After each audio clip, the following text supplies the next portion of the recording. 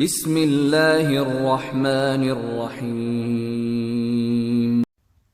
اگر از خداوند گیله‌مند هستیم که چرا تیز دعاهایمان را قبول نمی کند، باید از او تشکر هم کنیم چون تیز به خاطر گناههایمان عذابمان نمی دهد. انسان به سه چیز مغرور می شود: نام بزرگ، خانه بزرگ، لباس با فخر.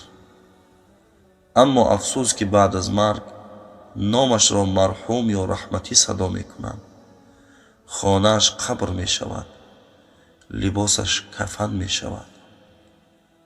بر چرخ فلک مناز که کمر شکن است، بر رنگ لباس مناز که آخر کفن است.